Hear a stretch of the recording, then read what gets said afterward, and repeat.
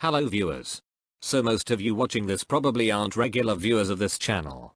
I am guessing that most of you are probably middle to high school students who have at some point or another become so obsessed with finding a way to get around restrictions on your school issued computer that you have lost either your sanity or dignity trying to do it. Today, I am going to show you an exploit I found back in December of 2019. So that you may recover some of that sanity you lost trying to use NerdVPN or when you found out downloading apps and extensions was blocked.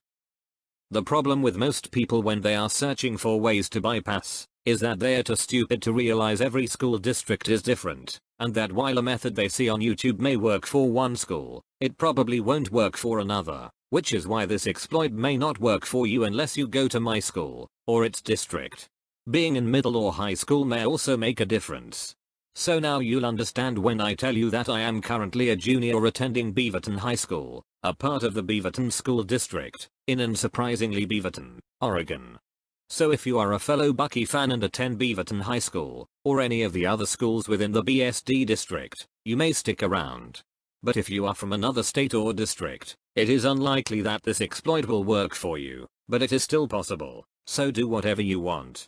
For this exploit to work, you will need both your school-issued device and another computer with Chrome, preferably a Windows, as well as a steady internet connection.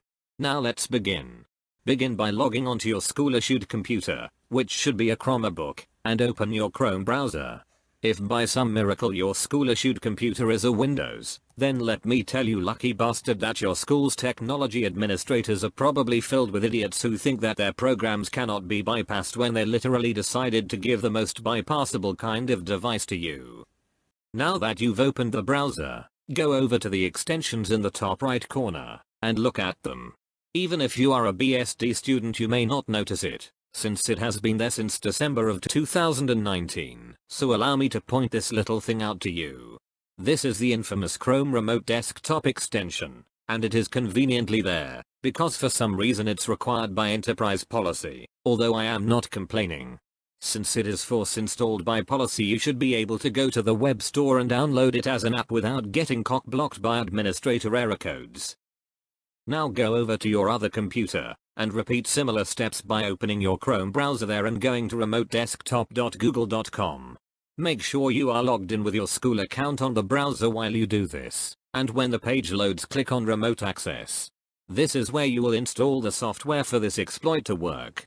Click on the circular blue button with the download icon to begin. After you download the software, open it, and you will be greeted with the Setup Remote Access tab. At this point you should know what is coming, so get on with it and click Turn On. Follow the instructions and make a name for your computer, and after that create a password. It will only accept numbers for a password, so deal with it and move on. Once you have finished doing all of that, go back to your school-issued computer, and open the Chrome Remote Desktop app extension. Click on the name of your other computer, and enter the PIN.